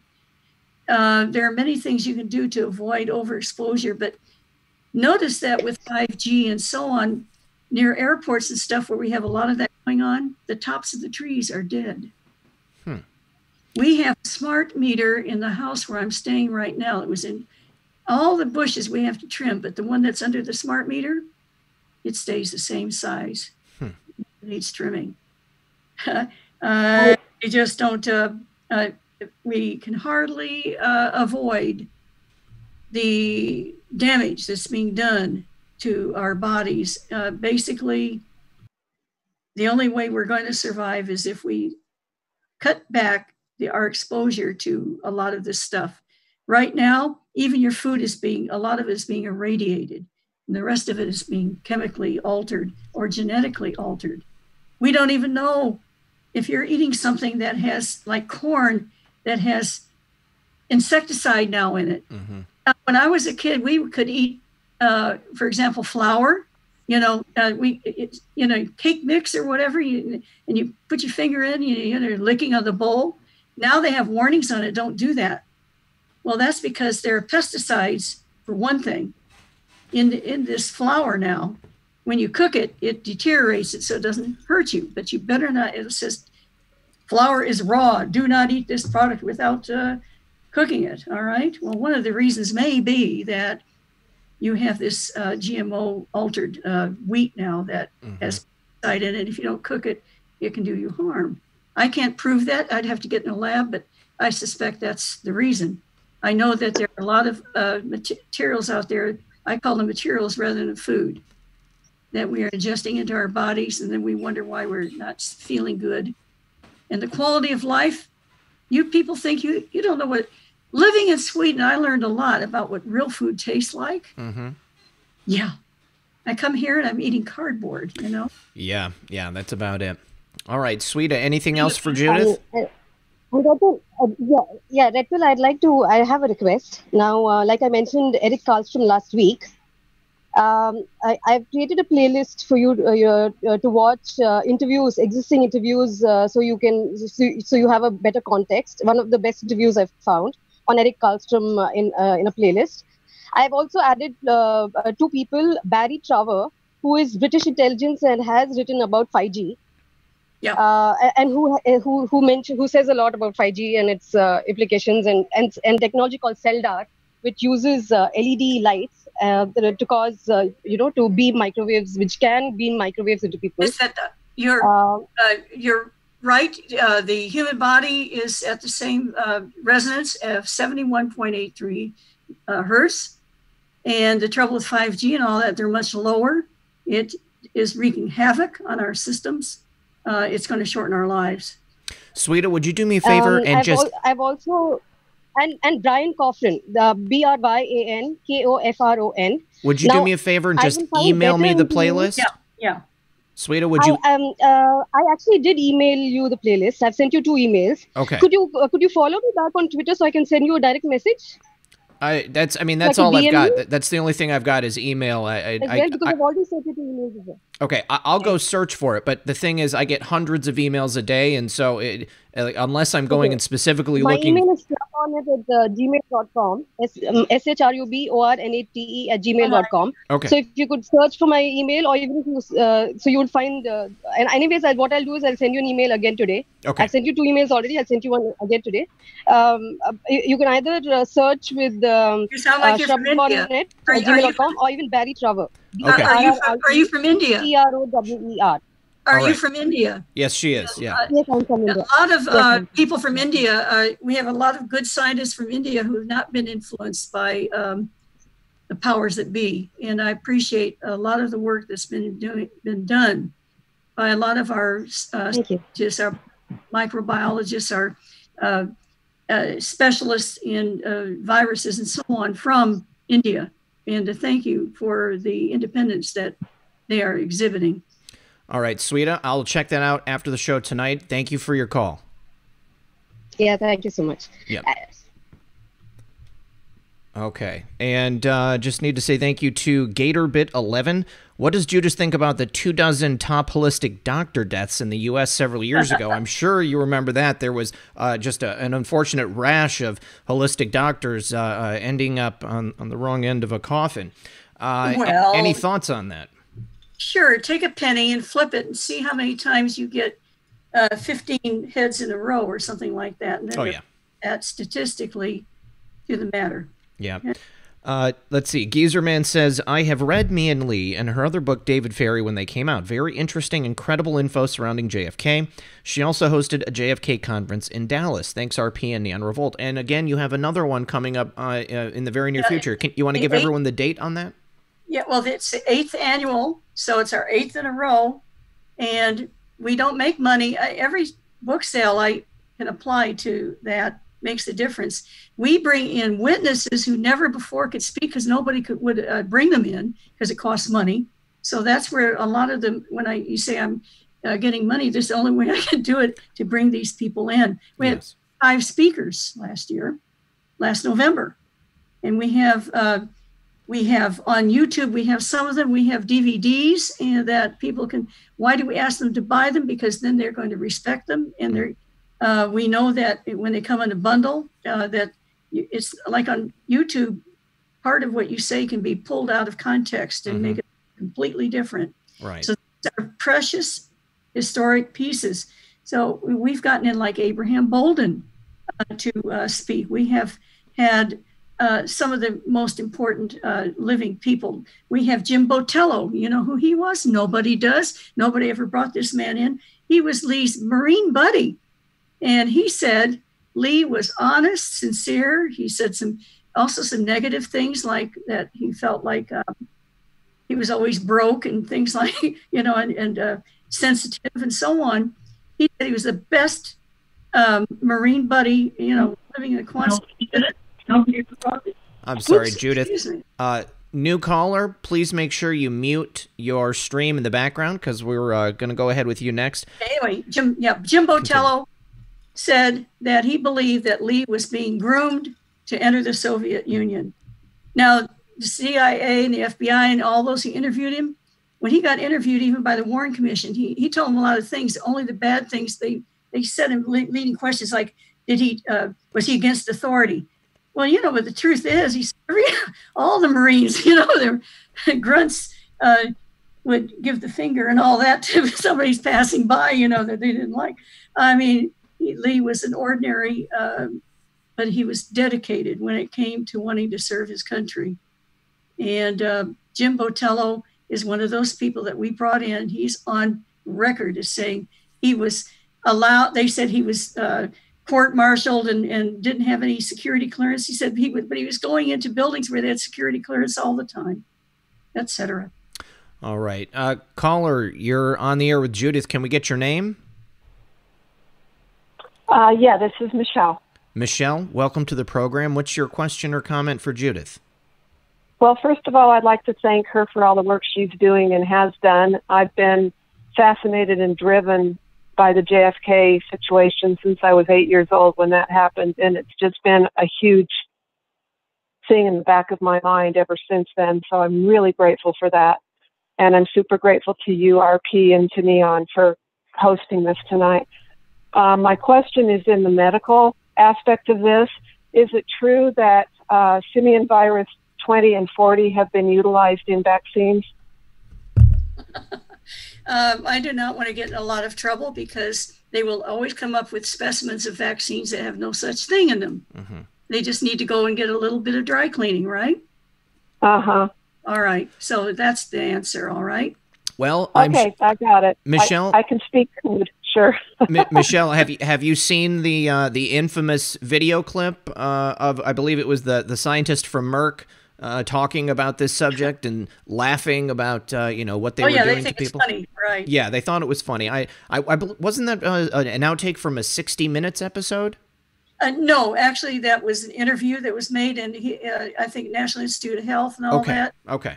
An oral, some oral statements. Okay. You know what I think it was? Yeah, I think I was just triggered to ask that because you had made that statement about vaccines being so dirty, and there's so much other garbage in them. And I have a suspicion that there's a vaccine-related issue associated with COVID too. So. Robert F. Kennedy Jr. has done more to open people's eyes about the bad effects. Get this, this is a fact. Veterinarians will test puppies to see if their immune systems are working yet before they give them certain vaccinations. Mm-hmm. Talking about that because human babies should not be given materials that they have no response. They don't have it because their immune system isn't working yet. Mm-hmm. And yet, right, they're very weakened and immature at that point. I know RFK and Doubletree had a huge celebratory win last November against FDA, CDC, et cetera, for no oversight over vaccine production since 1982.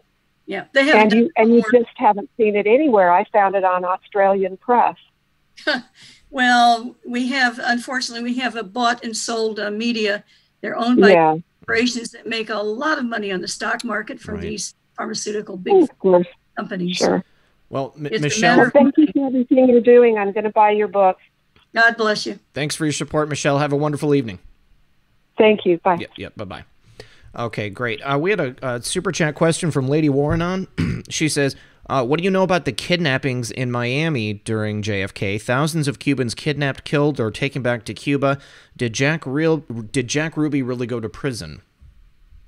Oh, yeah, he did. We have a lot of fake news out there now because they get away with it just by not allowing people to understand the truth. I met Jack Ruby myself. Mm-hmm. You can read about it in the book. I mean, this man was physically very active, intelligent man, a volatile personality. Oops, excuse me. No, it's okay. New caller, please make sure you mute your stream. Go ahead and continue. Well, basically, you're not going to get the truth after some 60 years. They can modify everything, if I hadn't kept the materials I did, nobody would have believed me, but I kept unusual things that nobody would suspect would have any bearing on these things. Like, for example, after I was sent back to Florida, kicked out of this because of objecting to using unwitting prisoners, be injected with this material and hoping they would die. I mean, nobody's going to go and volunteer for that, but that's what they were doing. Mm-hmm. Injected and was kicked out of the program. That saved my life. But when I was working in Louisiana, I was Judy Very for the project. We called it the project. We weren't given the code names or anything like that for this. And at Riley's, where I worked on a cover job with Lee, oh my gosh, we had so many opportunities that we rode the same bus for 11 weeks, and together to and from. You can read about it in the book. I fell in love with this man. He didn't have anybody he could really confide in. We could speak together, and he knew he could trust me. You'll see why if you read the book. But and the reason I keep saying go back to the book, because that is a record they cannot distort on the internet. You'll see all kinds of lies, and they do this to everybody. They're even saying that Jack Ruby wasn't the one that shot Lee Oswald. I want to tell you right now, I didn't know that it was the man I knew for years, because I only saw the back of him when Lee was shot. Mm-hmm. Mm-hmm. And that's all I could see. It took years before I realized that that Rubenstein, the person I knew as Sparky Rubenstein, was actually Jack Ruby. But all these people saying, oh no, this was book out, it wasn't him. It's easy to find out who is who, because two men were wearing fedoras and they say this other guy did it, and Jack Ruby got framed and blah, blah, blah. You can measure the hats. You can see that it's Jack Ruby wearing that hat. But you have to know your math, okay? If you don't know your math, you never heard of Pythagoras, and maybe you'll never understand how to measure the differences in the height of the crowns of these hats, for heaven's sakes. So, anyway. All right. Well, after we take this next caller, Judyth, we have to get back to the flyers. We've had several people mention in the chat, so we'll take the next caller, and then we'll go back to the flyers. Caller, can we get your name for the audience? Hi, Gino. Gino. Hey, what's up, Gino? You're on the air with... How you doing? I'm good, buddy. Glad you called in. What's your question for Judyth? Hey, real quick, I just want to thank you for all you do, RP. And I'm sure I speak for the whole chat, but you're amazing. You are the news. In fact, I don't even watch the news anymore. It's you. Well, thanks, so brother. I appreciate it, man. Real quick, Judyth, I was wondering, what made you turn from atheistic to believing in God? Well, I'll tell you briefly what it was. I came kicking and screaming into Christianity because I'm being very frank, and I will be attacked because of saying this, but I cannot, I go to the lions for what I'm going to tell you. He came to me, Jesus Christ came to me in a dream and looked at me with disappointment. Wow. Whole body, my whole mind and everything immediately worshiped. I had no choice. Now, here's what happens. I've had a couple other experiences like that. I mean, you need this help because you get a lot of attacks, and you think it's hopeless. God is on our side. We may not see it now, but he's there. And I don't have free will anymore. Once you've had this experience, it's a terrible position to be in because you can't deny it. You have to die. You'll have to die for it because you'll lose your soul. God cannot show us everything about him, or we have no free will. Mm-hmm. And I'm in a situation. I love Christ with all my being. And here I was. Amen. So that's the point. That's amazing. All right. Have a good night. Thank you. Gino, thanks for your call, buddy. We'll talk to you soon. Yep. All right. Bye. All right. So back to the flyers. The flyers. Well, here's the thing. We have Carlos Bernier and others. He's trying to say that he didn't know what was going on. He was part of this rigged deal, where 3 attack. You can see it in the book that Lee also said, this is an article from May 4 and May 5 that was in the Times-Picayune. Says this young man, same age as Lee, 23, had been beaten by 3. So they were sure he really was a drug dealer. He said, I need to have that happen to me so they'll think I'm really pro-Castro. Okay. So he sets this up, and Bernier knows about it. Carlos is still alive. Carlos, shame on you. All right. Because I know who you are. And he should be ashamed of himself. Lee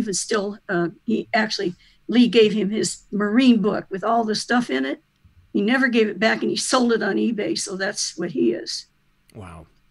I would love to just stare him in the face, because I was there just before all of this. They arrested Lee and all that. Mm-hmm. The other posted bond. Lee couldn't, because his aunt, he could have gone to, she would have an eye operation. His uncle was out of town, and his cousin was ashamed of him. And Marina didn't know how to post bond. So he had to go to a mob lawyer to get some money to post bond. So he's in there overnight. Now, what happened there? I told you about Francis Martello, how he changed his mind. I mean, he knew that this man could not do anything. Lee was interrogated. They pinched his chin. They pinched his ears. They picked on him and they hit him. None of that is in the record, but Lee said it's okay. They just thought they were defending their country. He'd never get mad. So they throw him in with a cell with big, tough guys. They think you can get beat up there and all that. Nobody touched him, okay? Mm-hmm. Lee would kill him. I mean, he was an expert in martial arts and everything. He was fine. But they hand him his food, dinner. Everybody gets their dinner. They peeled it back, the cover on it, I think was aluminum foil, and put a handful of dust, dirt, and roaches on top. Oh. You know what he said? Roach a la mode. That's his wonderful sense of humor. And that's the way he was. And, his attitude toward God was very interesting. He said, there are all these different religions. This is one of the first things we talked about when we first met. There are all these different religions, and they all say they heard from God, and they form, but they all heard different messages. He says, that means God is not a good communicator, and I'm not responsible. Till he got a better word. So, all right. So what I'm talking about with the flyers, mm-hmm. pretends to be pro-Castro. He hands out the flyers, and you see that there's film. Actually, they filmed it. Are you kidding? They were handing out flyers on every corner, okay, for different things. How come him? Because actually they're taking pictures of these people, and the ones who held on to them didn't discard them if they were Cuban. They followed them. They waited until they would respond. Every time they rounded some of these people up, it would not be they would go and knock on the door. There was never a meeting. There was never a lecture, none of that. But they showed up and they were marked again. Then they were followed and eventually arrested. And most of them were beat up, had drugs planted on them, at least one of them I know of, and sent back to Cuba in disgrace because they were Castro spies, or they were interested way too much in that cause, and actually showed up.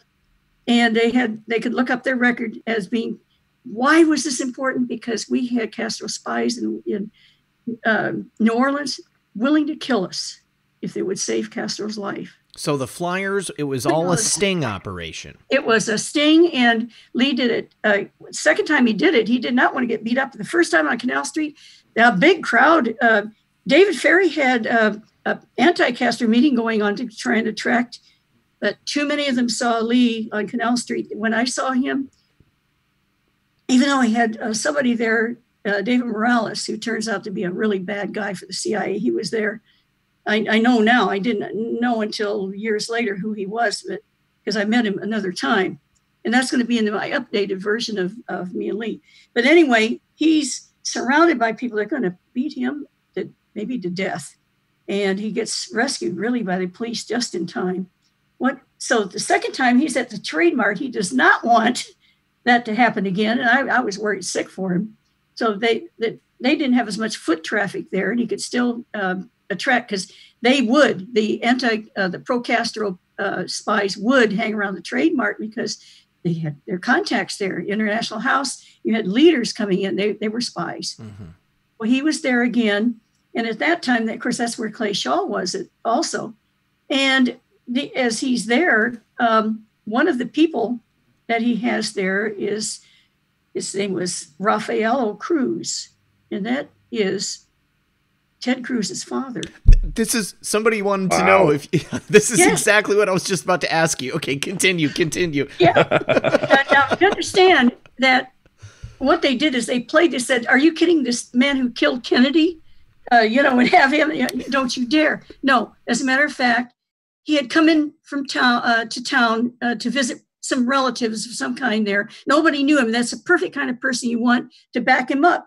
He actually doesn't even hand out flyers. He's standing there watching his back, making sure that nobody's going to hurt him or collect, around him. And they have a very short leafletting session because hardly anybody took any except ordinary people and all that.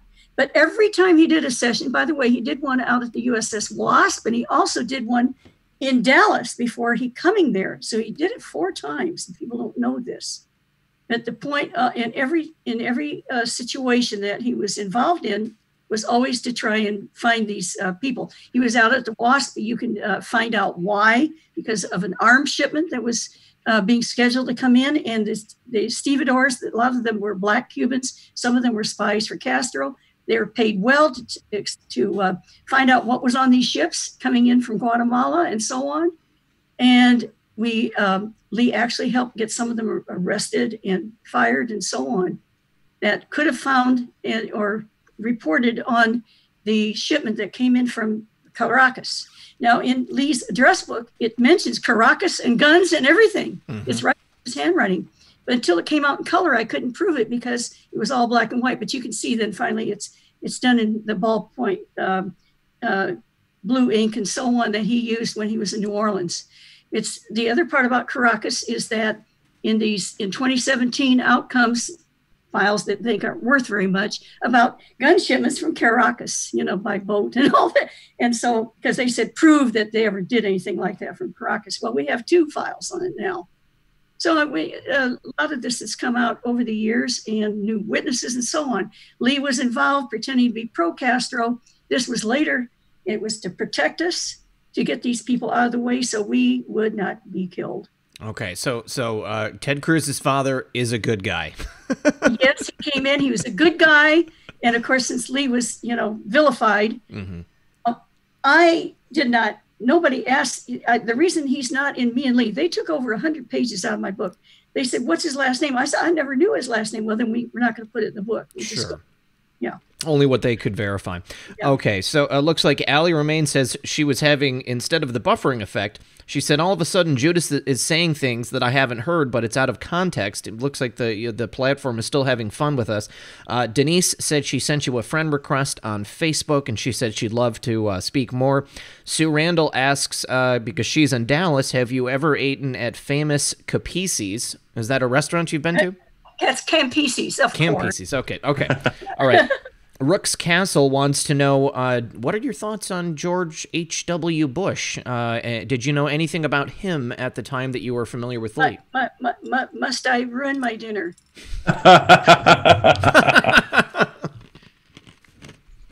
Not a good man. Crypto Beatles says, and thank you very much, Crypto Beatles, for your generosity tonight. Great stream. Any thoughts on CDC showing the new numbers? Only 11,000 deaths from the previous numbers. God bless, where we go one, we go all.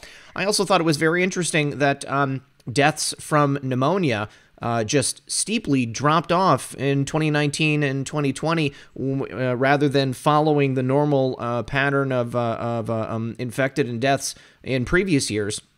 If you look from 2013 to 2020, all of a sudden, there are no deaths from pneumonia, but all of a sudden, supposedly we had all these additional deaths. But yes, with the new revised numbers from CDC, CV19 is showing something closer to 11,000 people expiring. Well, we don't, first of all, with the spikes and the proteins that we're talking about 27 unique proteins that can mutate. What we have in New York is not what we're going to have in California. Please don't think they're the same thing. And they're lumping them all together, all right? Oh, yes. And on top of that, to get money, it seems, they were over-reporting. And now to look like they're actually winning the game, and get economics back into, they're now going to let us take... It's going to be on the same level as the flu, and they're related. In and they said, oh, we had 60,000 deaths from the flu. We don't know how many of those were from the other source even. Mm-hmm. And so our stats get manipulated unless you go and actually obtain specimens from every death. Mm-hmm. No, and it's not fair to say, well, I'll put it this way. What they're doing now, it's kind of discouraging to see how all of a sudden they're saying there aren't that many deaths. If you, I try to use this as an example. If you jump off a cliff, you can describe this as death by impact. Mm-hmm.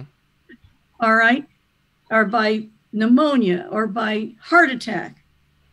but you jumped off the cliff. So they're not taking this into account anymore, because otherwise they'd never let us go. Right. Still, you've got to, what we have to look at, and this is the best way to determine this, will be in the future. They can't hide all the Social Security numbers that no longer work. That's going to be able to determine, because this affects the elderly, especially, and those with other problems more than others. They're using ventilators without adding oxygen is the most noxious, disgusting matter of all in this whole thing. People are turning blue and dying, and they're not giving them oxygen. Yeah.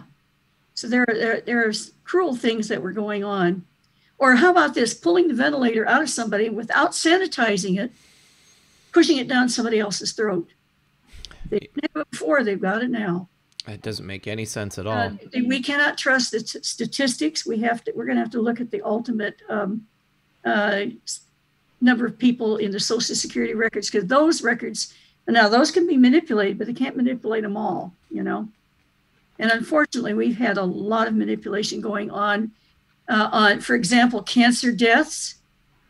It used to be, I remember, when they talked about not survival rates, all right, they were cancer free at 5 years. Now it's survival at 5 years. You can be dead 5 years and 1 day later, but you will be a survivor on the new stats. You cannot trust the way they're manipulating the statistics. Just can't. That's awful. All right, well, our next caller's on the line. It's my friend Robert from Crypto Beatles. What's up, brother? How you doing? So, brother, how you guys doing, man? Everybody's it's awesome to see y'all up here. Great stream. Appreciate all the information and everything that y'all do for all of us. Thank you, sir. So one of the questions that I have, was about the 11,000 deaths, which one is too many, obviously. But if you have 11,000 deaths, that's what the new statistics are showing. And then before they were showing 40, 50, 60,000 people dying. What happened to those other people? Was it, I noticed it was like a law day, right? So on law day, I saw that there was like 40 or 50,000 deaths that were previously reported as COVID-19. They're now just, something else. They're modifying the stats. And why would they do that and keep us on lockdown?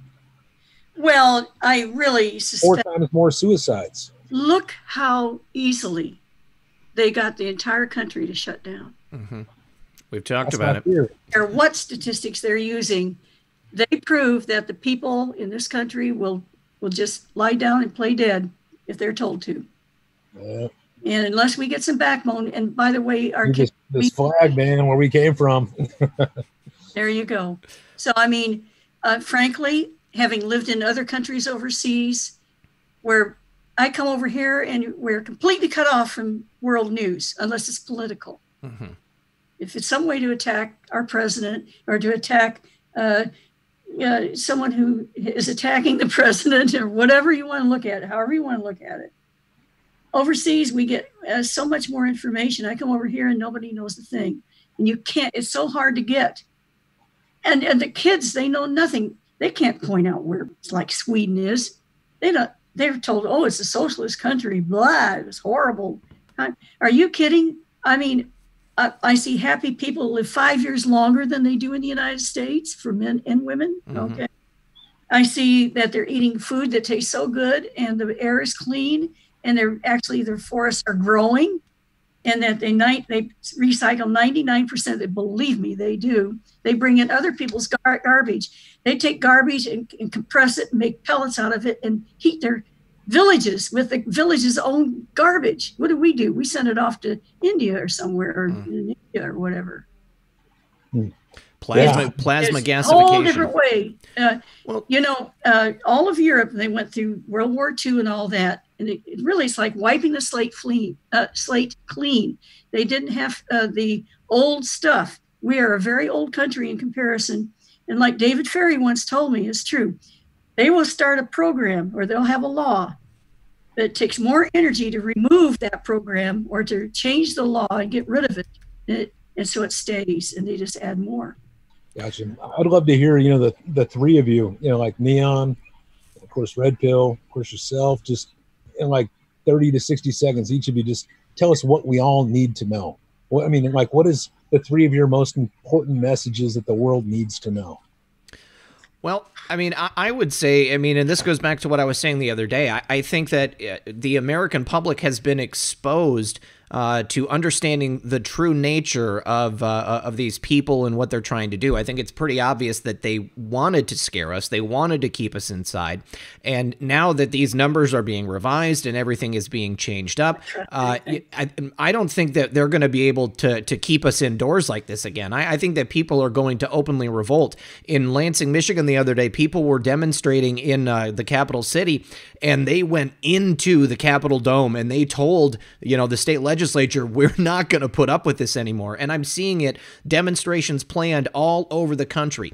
I would say that people need to just be aware that what we're being told on a general level is not true. And so that's why it's even more important to do what we're doing right now.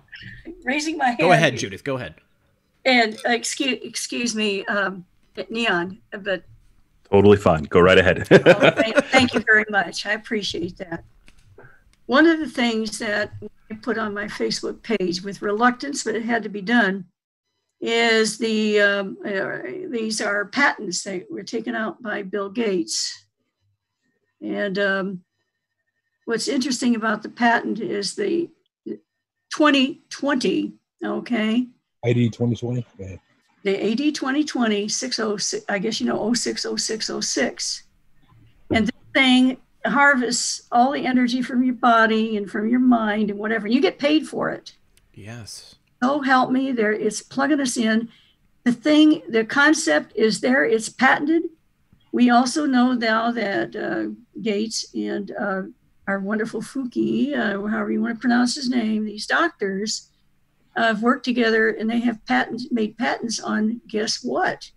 And also on guess what they are going to make a lot of money on these vaccines. Remember, this stuff can mutate so quickly. It's going to actually embed itself into the population, and it'll just be another, just like the flu, we're going to have to live with it. It's going to get rid of people. This thing, it looks engineered to me for many reasons. I know all about cross-species, migration and all that. And what we have here, and it's a concern, it really is we have people who are, if you look at the virus, if I may be so bold as to call it that. And what really strikes me is that this virus is probably going to be with all of us, just like the SV40 is in at least 60% of the population. Mm-hmm. The upshot of it is that if it mutates in your body, it can take you out. And who does it do it to? The aged. Those who are weak, those who are costing the system, mm-hmm. the organization, the country, money. This is getting rid of a lot of problems for Social Security. There's going to be money left in the Social Security fund until they borrow it out again, put their IOUs in. Very expensive, taking care of elderly. All of a sudden there's going to be room. There'll be money.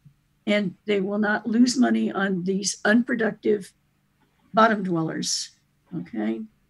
I see that this has been engineered to eliminate the weak and elderly. It's just like Animal Farm. Neon Revolt. What's your 60 seconds, man? What do we all need to know? The thing I'm seeing now and what I'm hearing, it was in the news recently, but C-Dan called it earlier that Tom Hanks actually donated some of his blood to help the development of a vaccine, and they're hoping to market it with his name in the name of the vaccine. So I would avoid that at all costs. That is pure marketing, pure scheming. Until you have really objective analysis of what's going on there, I would avoid that supposed cure like the plague itself. When you look at the numbers, I mean, what's the disease? That's my question. It's going to keep changing, my friend. It'll keep changing. Yeah, your profile will reflect what is needed to eliminate a percentage of the population that is causing the most damage to the economy. Is the way I look at it. We are all definitely under attack for sure. The U.S., the world, we're all under attack from disinformation, as well as some people at the top trying to squeeze us for sure. So I appreciate every single one of you. Robert, thanks for your call, brother. Thanks. Appreciate y'all. God bless. Where we go on, we go all. Absolutely. Worldwide, brother. All right. Don't be afraid to give up whatever you need to give up in order to keep the truth alive. 100%. We've only got 2 minutes left, so let me just say a couple of quick thank yous. One Woke Norseman asks if you've ever talked to John Barber. John Barber was actually on the program just last weekend, and I know that you have talked to him before. Kelly Cummings, thank you for that. Rose Garcia, thank you for that. Michael Kenny says, curious if she thinks that Justin Trudeau is actually a Castro. What do you think about Justin Trudeau's true fatherhood? Is it any of our business? No, truly not. It's just one of those things that people make memes about. Let's see, and then that's it. That's all the things. Well, Judyth, I just want to say thank you very much for being here tonight. Neon, thank you for being here as well. Did you have any final questions you wanted to ask Judyth? I just wanted to say thank you for coming on and sharing your story, and again, encourage the audience to pick up her book. It's tremendous. It'll enlighten you in ways you aren't suspecting. I consider it essential reading for anybody in the Patriot movement. So again, thank you, Judyth, and thank you, Red Pill, for having me on and including me in this conversation tonight. Absolutely. Absolutely. Judyth, final word. I love everybody. We love you too. I'm looking forward to having you back, and maybe we can go into a couple of specific things at great length. Thank you, everyone here in the audience. Thank you to all of the mods, and thank you to everybody who participated, and especially thanks for the super chats. We appreciate it. I love you guys, and you know that. Please do me a favor, like this on your way out. Make sure you share it on your favorite social media platform. Lots of important subjects that we touched on tonight. And Judyth, most of all, thank you for coming, and Neon, as always, thank you for being here with me, buddy. Deeply appreciate you. Thanks, Red Pill. Good luck, everyone, and God bless. Adios.